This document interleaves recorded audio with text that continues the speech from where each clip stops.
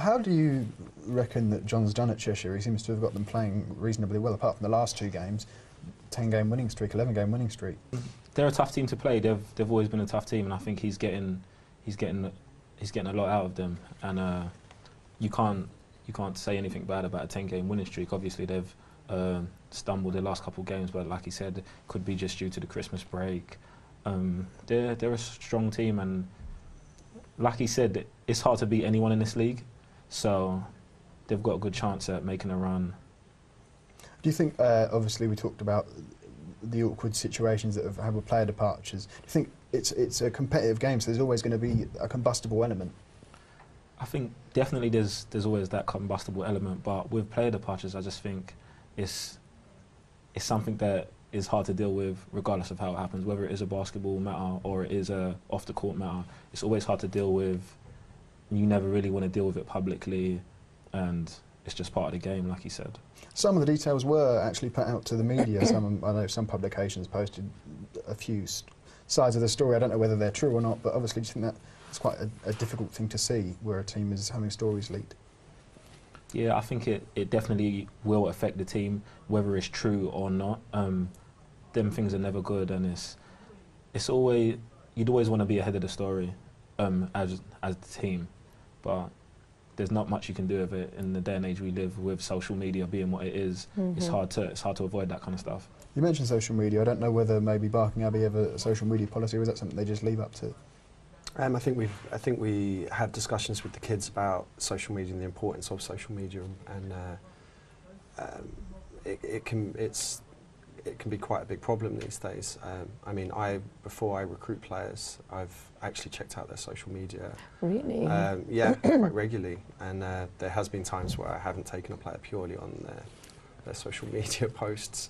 Wow. I think it's important these days that people make sure that they think long and hard about what they're putting on social media before they put it on there. Tweet responsibly. Yes. Is there a London Lions kind of system, as Vince said to you, you've got to be careful? Vince has never approached me or the team that I'm aware of while I've been there. He's never said anything about social media or stuff like that. But I think as a professional athlete, you should know that you're looked at and everything you're doing is scrutinised. Not even just as an athlete, as any person who has a job or does anything, people are looking at you, and you should be responsible with your social media. It's because you're representing the brand. You're representing the brand in public, so you're representing the brand on social media as well. Yeah, definitely. I mean, it's no different from what you're walking out on the street and saying to people, of course. And everyone has access to it. In terms of the BBL as a whole, are Cheshire a team that you'd want to avoid in the playoffs, or? I think the best way to go is to not try and avoid anybody, is to take on whoever you get placed. The whole season you're going to play these teams, you're going to get a bead on them. I think you plan for whoever you get and you go out at full force. Sophie, I was thinking this earlier, I'll come out with it now. In terms of cheerleading, does it, like a win or a loss, kind of affect your performance? Yeah, 100%. It really gives the girls a boost when they're on a winning streak. We're there in the environment every single week. We know what's going on. We're stood watching it. You can't escape from that, and we're around it all the time. So, and it really gives the girls a boost. If we win, they get such a buzz from it, because it's around. You can't escape from it when you're there, because especially at the Copper Box, it's so huge. It's such a good atmosphere. So yeah, it really gives the girls a boost. They come into training 2 days later, and they're just ready to go for the next one. They're like, right, next routine, let's do it again. Brilliant. So yeah. Is there maybe a game that you remember as that was such a great performance that it really helped us?